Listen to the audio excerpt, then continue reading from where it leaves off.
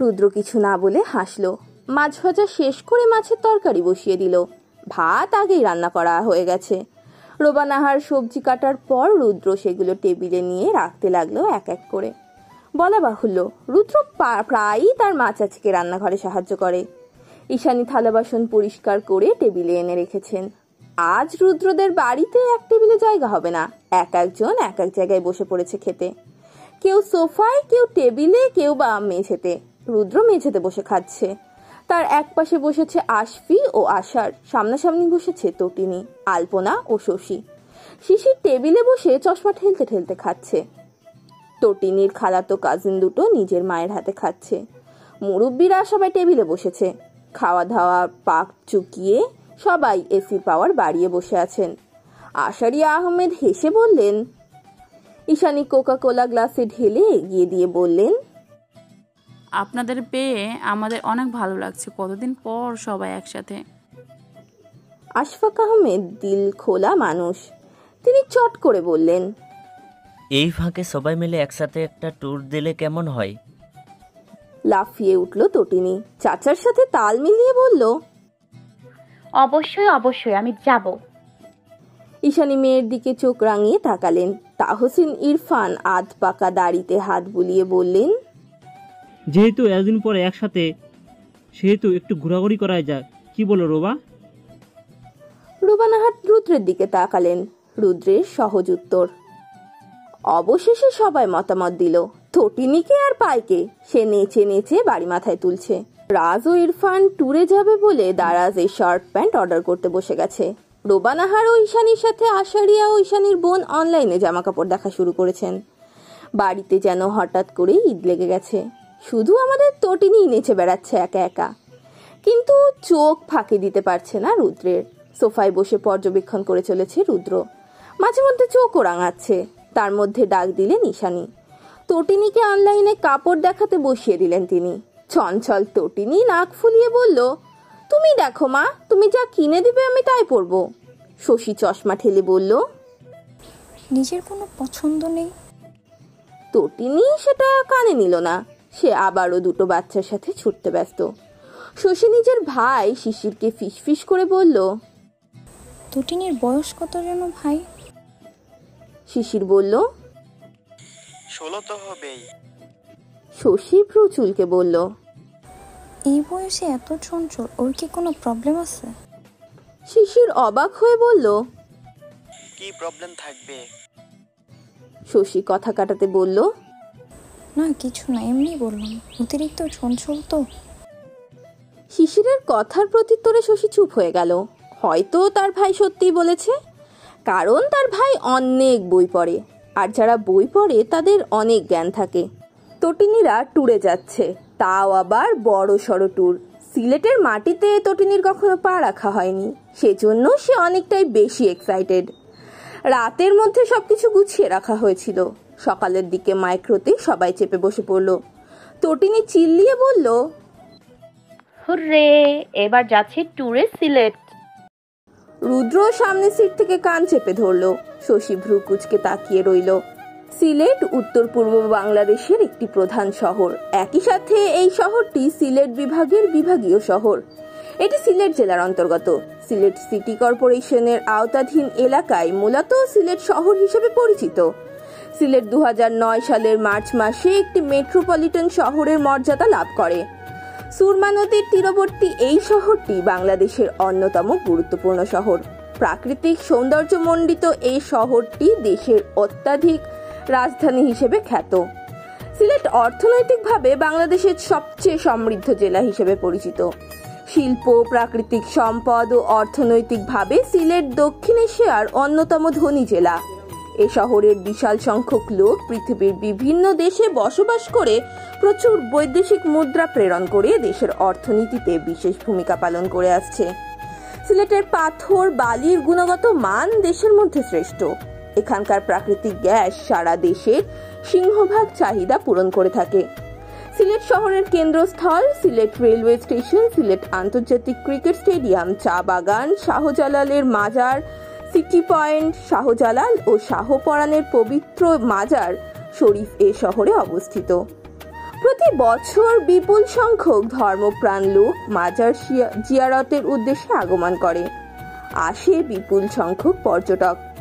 এছাড়াও রয়েছে জাংলফ, রাতারগুল, বিছানাকান্দি ও সাদা পাথর। জাংলফ প্রাকৃতিক কন্যা হিসেবে পরিচিত।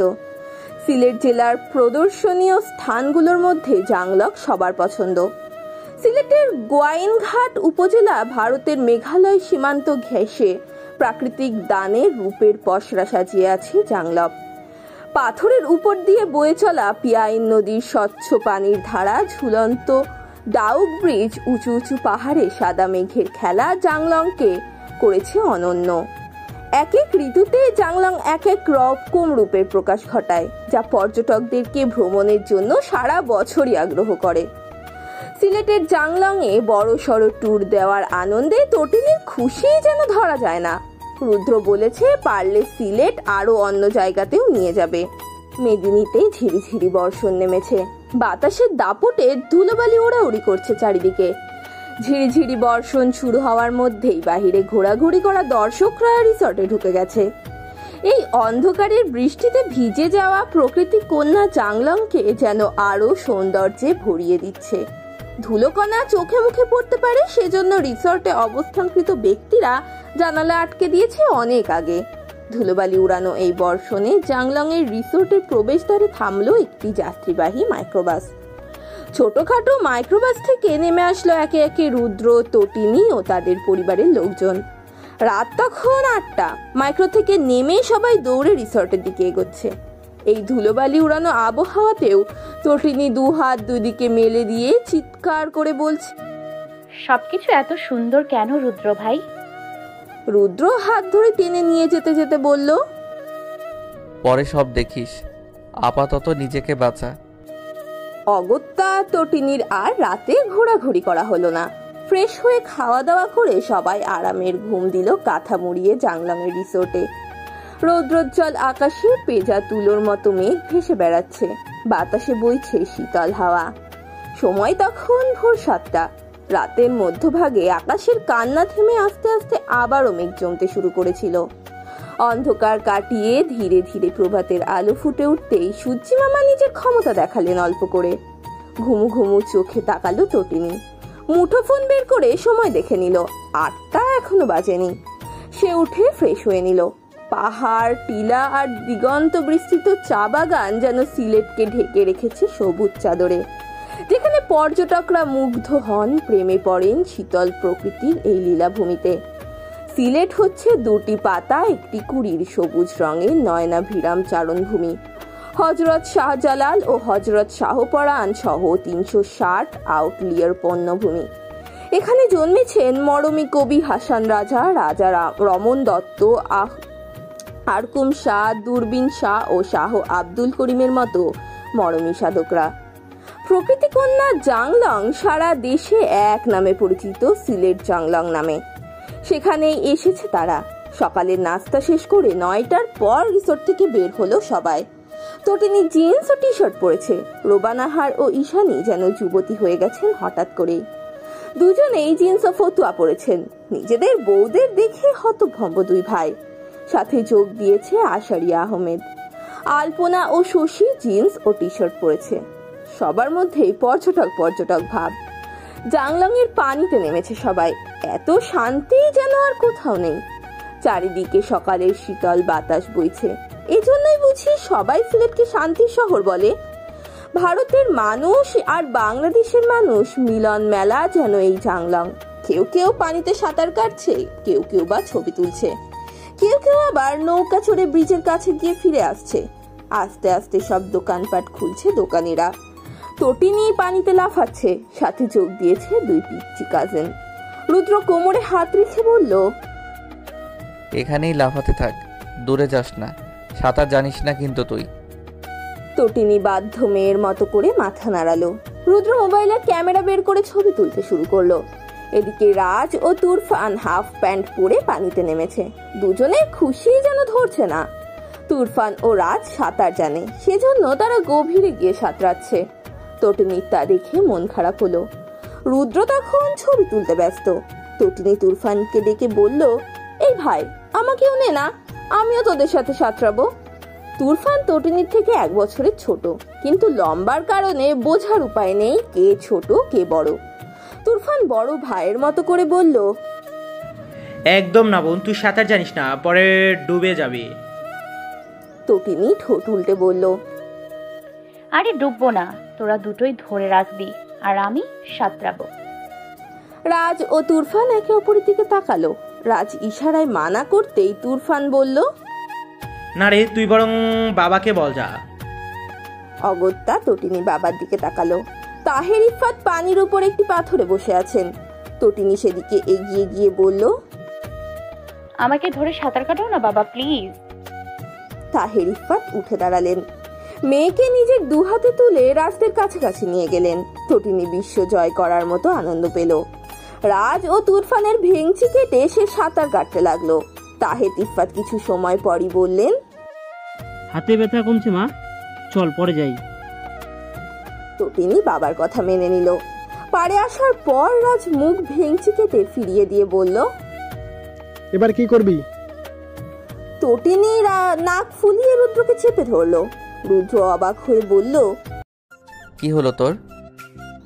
তটিনী কাদো কাদো মুখ করে বলল, সাঁতার শিখবো রুদ্র ভাই। রুদ্র দীর্ঘশ্বাস ছেড়ে বলল, তোর বাপকে বল। বাবা তো কিছুক্ষণ পরেই হয়রান হয়ে গেছে।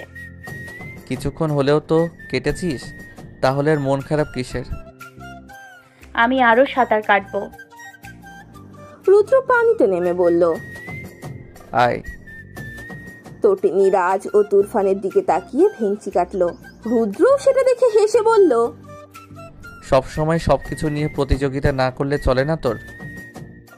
তটিনী পাম মারতে বলল, আপনি কত ভালো রুদ্র ভাই, আপনার কত এনার্জি বলুন। আপনার কাছে তো কুস্তিওয়ালারাও ফেল। রুদ্র মিনমিন করে বলল, বেশি বেশি হয়ে গেল না? জাংলং এ 2 দিন থেকে তটিনীরা পথ বদলালো। গাড়িতে করে রওনা হলো সিলেটের অন্য আরেকটি পর্যটন স্থানে। শাহপরান ও শাহজালাল ঘুরে তারা স্টেডিয়ামে গেল। চারিদিকে বিস্তৃত চা বাগান, সবুজে ঘেরা চারিদিক। একদল চা পাতা সংগ্রহ করতে ব্যস্ত, কেউ কেউ আবার এসেছে পিকনিক করতে। এত এত মানুষের মধ্যে নিজেকে অনুভব করে তটিনীর মন যেন নেচে উঠল। চা বাগান ঘুরে সিলেটের বিখ্যাত 5 ভাই রেস্টুরেন্টের দুপুরের খাবার খেলো তারা। তারপর রাতের বাসে করে রওনা দিল রাজধানীতে। সময় চলে গেল তীব্র বেগে। তটিনী 9ম থেকে 10মে উঠে গেল। রুদ্র তখন 2nd ইয়ারের পরীক্ষা শেষ করে বাসায় বসে আছে। হাতে তার অফুরন্ত সময়। তখন আমাদের তটিনীর বয়স 17তে গিয়ে ঠেকেছে। এই দীর্ঘ ছুটিতে রুদ্র আবারও বন্ধুদের নিয়ে ট্যুর দেবে বলে ভাবল। বরাবরের মতো যেন আগ্রহ আকাশ থেকে পড়ল তটিনীর, কিন্তু রাজি হলো না রুদ্র। বলল, এসএসসি পাস কর, তখন কাশ্মীরে ঘুরতে নিয়ে যাব। তটিনীর চোখের জলে নাকের জলে এক করেও রুদ্রকে গলাতে পারল না। রুদ্র বন্ধুদের নিয়েই ট্যুরে দিল দার্জিলিংয়ে। কিছুটা অভিমান নিয়ে তটিনী পড়াতে মন দিল। মনে মনে প্রতিজ্ঞা করলো রুদ্রকে আর কখনো কোনো ট্যুরে নিতে বলবে না। তটিনীর সফট হার্টে ব্যাপক আঘাত লাগলো। জেদের বশে চঞ্চল তটিনী হঠাৎ সিরিয়াস হলো সবকিছুতে। স্কুল কামাই করা মেয়েটি নিয়মিত স্কুলে যাতায়াত করতে লাগলো। নিজের মেয়ের চেঞ্জ দেখে মনে মনে খুশি হলেও চিন্তা হচ্ছিল ঈশানীর। মেয়ে হঠাৎ করে এভাবে চুপচাপ হলো কেন? রুদ্র ট্যুর থেকে আসার পর 1 মাস সহ্য করতে না পেরে তটিনীর অভিমান ভাঙানোর সর্বোচ্চ চেষ্টা করতে লাগলো। মাথায় হাত রাখতেই তটিনী হু হু করে কেঁদে অভিযোগ করলো, আপনি আমাকে কেন ট্যুরে নেননি রুদ্র ভাই? রুদ্র কানে ধরে বলল, আমি জীবনে যেখানেই যাই না কেন তোকে সাথে নিয়ে যাব মা। তবুও তুই এরকম সিরিয়াস অভিমান করিস না। কখনো বিয়ে করে বউকে নিয়ে হানিমুনে গেলেও তোর জন্য আলাদা টিকিট নিব যাতে তুই যেতে পারিস। বিনিময়ে তটিনী মুখ ভেঙচি কেটে বলল, আপনাকে কোন মেয়ে বিয়ে করবে রুদ্র ভাই? রুদ্র হেসে বলল, সময় হলে দেখতে পাবি কে করে। তটিনী আবারও আগের মতো হলো, কিন্তু রুদ্রের সাথে মেশাটা কমিয়ে দিল। হয়তো বয়স বাড়ছে বলে ম্যাচিউরিটি এসেছে একটু, কিন্তু রুদ্র আগের তটিনীকে মিস করতে লাগলো ভীষণভাবে।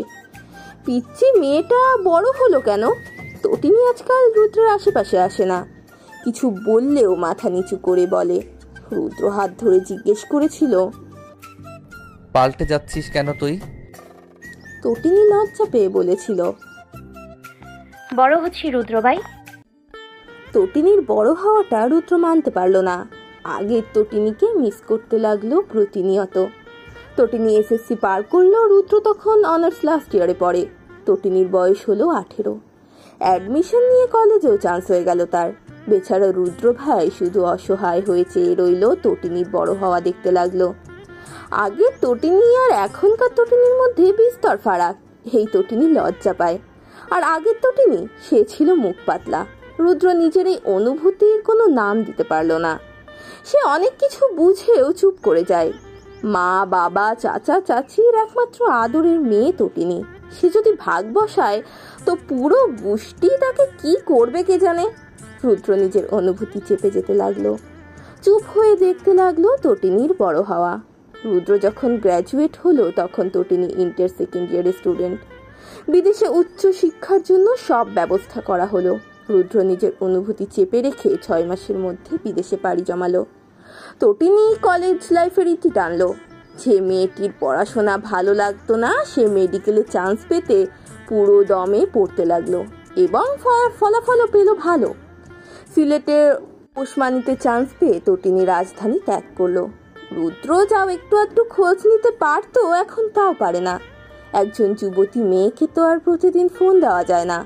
সপ্তাহে একবার 5 মিনিটের মতো কথোপকথন, এই তো, তাও কাজিন ভাই হিসেবে। রুদ্র পুরোটা সময় গম্ভীর থাকে। তুই থেকে তুমিতে এসেছে তার সম্বোধন। তাদের সম্পর্কের এই দেয়ালটা ঠিক কিভাবে উঠলো সেটা রুদ্র ভেবেও বের করতে পারে না। কারণ শুধু একটাই হতে পারে যে তটিনীর বড় হওয়া। কিন্তু একটা মানুষ কি এত দ্রুত বড় হয়ে যেতে পারে? এত দ্রুত কিভাবে পাল্টে যেতে পারে একটা মানুষ? এই তো এভাবেই চলতে লাগলো। তটিনীর পড়াশোনা চলতে লাগলো পুরো দমে। ডাক্তারি পড়া, ছুটিতে হোস্টেলের বান্ধবীদের সাথে একটু একটু ঘোরাঘুরি, ঈদে বাবা মাকে দেখতে যাওয়া, এই তো। এই যে এই চেঞ্জটা, এই পরিবর্তনটা হয়েছে অবশ্যই নিশ্চয়ই কোনো কারণে। আমাদের জীবনে একটা ধাক্কা খাওয়াটা খুব জরুরি, যার জন্য আমাদের পরিবর্তিত হতে হয়। জীবনে ধাক্কা না খেলে আমরা বড় হই না। আমাদের আত্মসম্মান বা ম্যাচুরিটি বাড়াতে একটা ধাক্কাই যথেষ্ট। চঞ্চল তটিনী সবার আড়ালে কোনো একটা ধাক্কা পেয়েছে। ওই ধাক্কাটাই তাকে আত্মসম্মান বুঝতার একটি মেয়ে বানিয়ে দিয়েছে। রাত তখন 12টা। হোস্টেলের বারান্দায় অন্ধকারে দাঁড়িয়ে আছে তটিনী। মন খারাপের মেঘেরা তাকে চেপে ধরেছে। চোখ টলমল করছে নোনা জলে। বুকে চেপে আছে এক সমুদ্র কষ্ট, যা কাউকে কখনো বলা হয়নি। তটিনী জানে না সে কখনো বলতে পারবে কিনা, শুধু জানে সে মারাত্মক ভুল করে ফেলেছে। এমন ভুলের কারণে তাকে অভিনয় করে যেতে হচ্ছে প্রতিনিয়ত। সে জানে না সে আবারও আগের মতো হতে পারবে কিনা। সে জানে না আগের মতো রুদ্রকে রুদ্র ভাই বলে জড়িয়ে ধরতে পারবে কিনা, হাজারটা বায়না করতে পারবে কিনা। আফসোসে তার বুকে পাহাড় জমা হলো। সেই পাহাড় সাগরে পরিণত হয়ে তটিনীর চোখ বেয়ে গড়িয়ে পড়তে লাগলো। অন্ধকার মন খারাপি আকাশ দিয়ে তাকিয়ে রইল তটিনী। অভিযোগ করে ফেললো সম্পূর্ণ বেখেয়ালে। হ্যালো গাইস, ভিডিওটি ভালো লাগলে একটু লাইক করে দিও, আর অবশ্যই কমেন্ট করে জানাও ভিডিওটি তোমাদের কেমন লেগেছে। আর ভিডিওটির পরবর্তী পার্ট খুব তাড়াতাড়ি আসবে, তো যারা এখনও চ্যানেলটিকে সাবস্ক্রাইব করোনি প্লিজ পরবর্তী পার্টগুলো দেখার জন্য চ্যানেলটিকে সাবস্ক্রাইব করে পাশে থাকা বেল আইকনটি প্রেস করে দিও। ধন্যবাদ সবাইকে, আমাদের সাথেই থেকো।